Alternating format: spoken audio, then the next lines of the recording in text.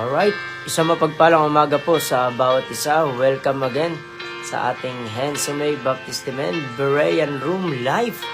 So, kamakailan ay naging abala po tayo at marami tayong engagement at mga kinakailangan puntahan at daluhan. Ano? Pero sa oras na ito, salamat sa Diyos, meron tayong pagkakataon makapag-aral. Alright, so hindi tayo magtatagal sa oras na ito. Meron naman tayong short devotions. Pag-usapan natin ang salita po ng Diyos. Dito po sa 1 Corinthians, ano? Sa 1 Corinthians. Ayan, so sa mga nagsusuri ng salita ng Diyos, magandang umaga po sa inyo. At tayo po ngayon ay nasa Berean Room Live. So sa umaga pong ito ay makapag-aaral muli tayo ng salita ng Diyos. Sa 1 Corinthians chapter 10 verse 13. Pero bago yon, manalangin po muna tayo. Dakila namin Diyos sa makapangyarihan sa lahat. Salamat po sa umagang ito. Kami po yung mag-aaral ng inyong salita. Panginoon Diyos, kayo po nakakalam ng pinagdaraanan ng bawat isa at sitwasyon, kalagayan ng buhay. At dalangin namin ang pangunawa mula sa inyong salita. Katagpuin niyo po ano mga pangailangan. Sa ngalan ni Jesus, Amen, Amen. Alright, so magandang umaga muli sa bawat isa. Welcome sa ating Berean Room Live today. At pag-uusapan natin about faithful God. Ang Diyos na tapat. Ano? Dahilan na para maging tapat din tayo kasi merong Diyos na tapat. Kaya nga kung tinanggap mo ang Panginoong Kristo Jesus, ay isa sa malaking pagbabagong ginagawa sa iyo. Ikaw po ay ginagawa niyang tapat na tao. Tapat na tao. In 1 Corinthians chapter 10, verse 13. Basahin ko po sa inyo. 1 Corinthians 10:13. Sabi po rito, "There hath no temptation taken you, but such as is common to man. But God is faithful, who will not suffer you to be tempted above that you are able, but will with the temptation also make a way to escape, that ye may be able to bear it." So, ang salita po ng Panginoon sa Tagalog, ang sabi, hindi dumating sa inyo ang anuman tukso o pagsubok, kundi yaong matitiis ng tao.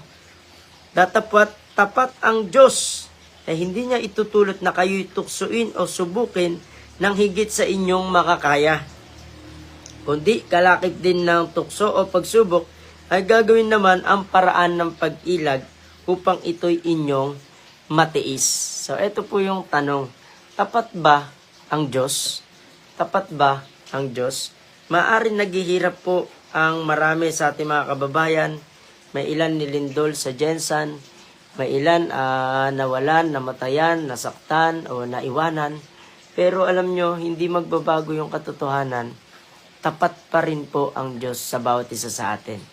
So, sa umagang ito, pag-usapan po natin ang Diyos na tapat. Alam nyo ba na ang tao sa kabila ng hindi niya katapatan, nananatiling tapat pa rin sa Kanya, ang Diyos? Totoo ang Diyos sa Kanyang mga salita sa Biblia.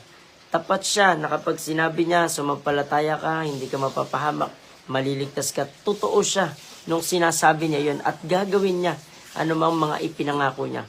Kung sinabi ng Panginoong Kristo Jesus sa Kanyang salita na saliksikin ang banal na kasulatan sapagkat sa mga iyon malalaman mo ang buhay na walang hanggan. Ang buhay matapos dito sa mundo.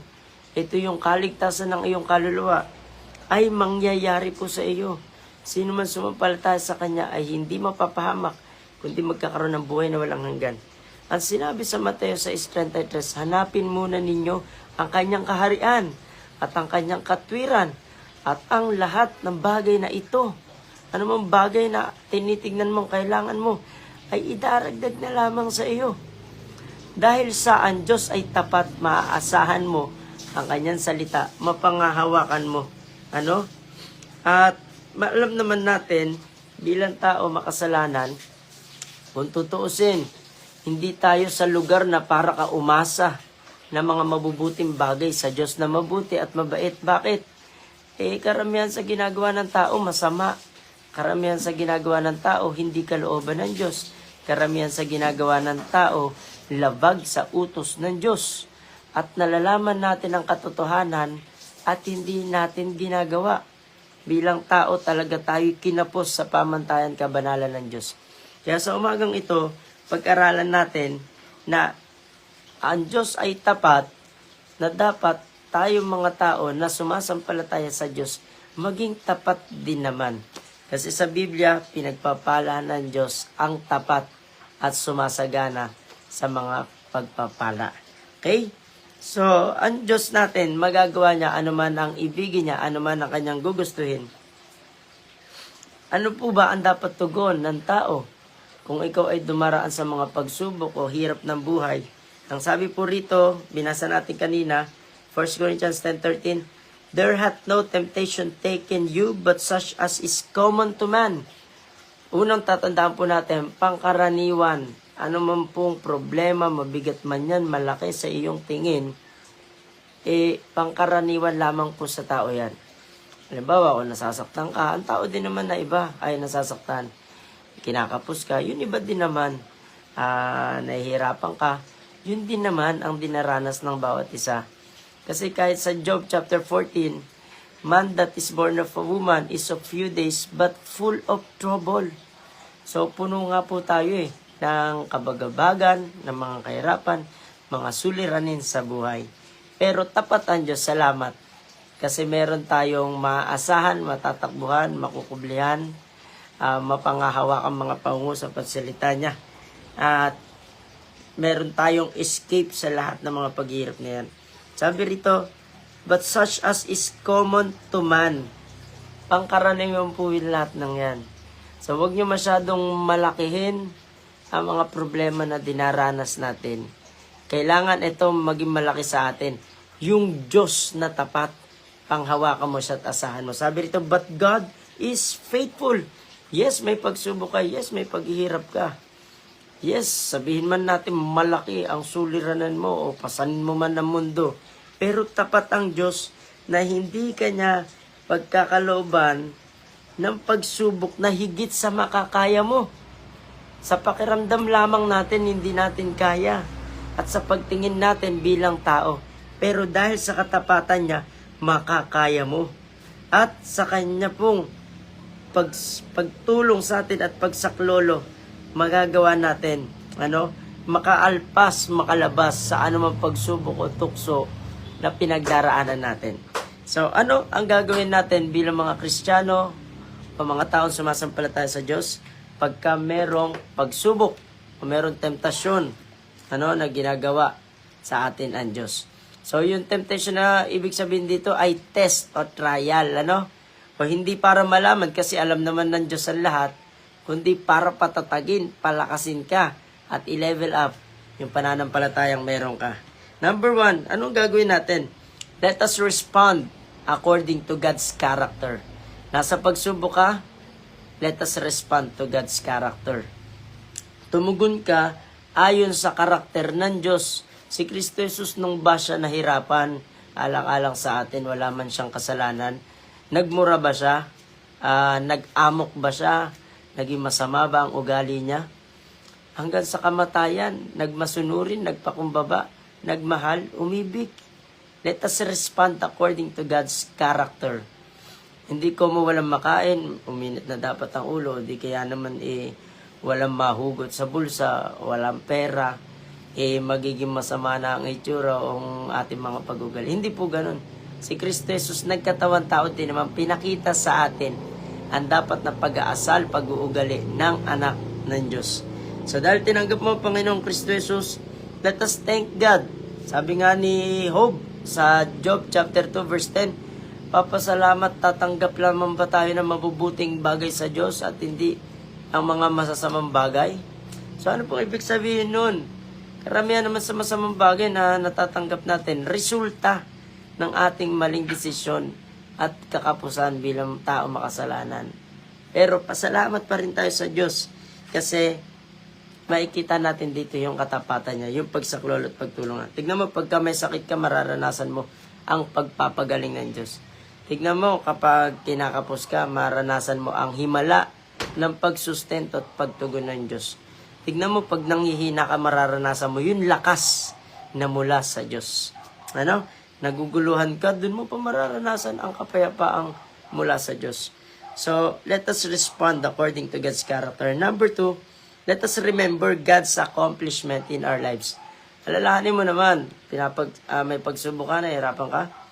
O, alalahanin natin yung mga ginawa ng magaganda ng Diyos sa buhay natin.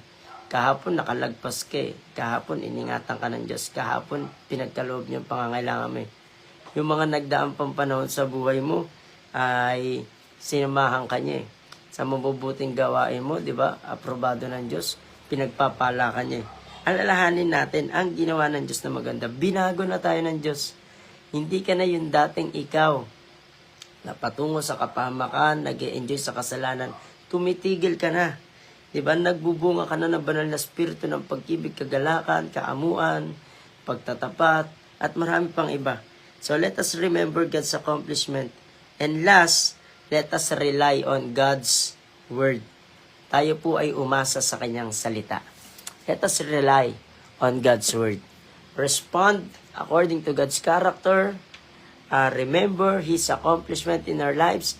And rely in God's word. Ayon sa kanyang salita, kagaya ng mga apostoles, nakararanas ng mga himala at kapangyarihan ng Diyos. Panginoon, dahil sa sinabi mo, ganun din naman, basahin mo ang Biblia at dahil sa sinabi ng Panginoon, ipinasulat na, doon po tayo tutugon sa anumang pagsubok o hamon ng buhay na hinaharap natin. Manalangin po tayo. Takila namin Diyos sa makapangyarihan sa lahat. Salamat po sa umagang ito. Tapat ka po sa amin na anumang pagsubok na aming dinaraanan, makakaya namin sapagkat nandyan ka, sapagkat tapat ka, hindi mo ibibigay sa amin ang aming mga hinaharap nang hindi namin makakaya sapagkat nais mong sumaklolo. Tulungan kami, maranasan ka. Panginoon, patawarin kami anumang aming pagkukulang pagkakasala, madalas hindi tumutugon ng ayon sa kaugalian mo, madalas nakakalimutan ang mga kabutihang ginawa mo, at Panginoon, hindi kami sumasaalang-alang sa iyong salita. At gayon pa man, maraming salamat, tapat ka. Dapat magtapat din kami sa iyong mga kapamilya, sa iyong mga kausap, mga ka-churchmate, mga katrabaho. Hindi pagsisinungaling, at ang katapatan mo ang dumaloy sa iyong mga buhay. Pagpalain mo na kami po'y pasaganahin sapagkat nagtatapat po sa iyo. Bilang inyong mga lingkod, balang araw, na masasabi mo sa amin, thou good and faithful servant, na kami napagkatiwalaan mo sa maliit, at salamat mapagkakatiwalaan mo rin sa marami. Pagpalain nyo, maabot ng video na ito, sa ngalan ni Jesus. Amen, amen. God bless po sa bawat isa. This is our Berean Room live for this morning. Maiksi lang tayo, at sa susunod na ulit magkita-kita tayo. God bless sa bawat isa.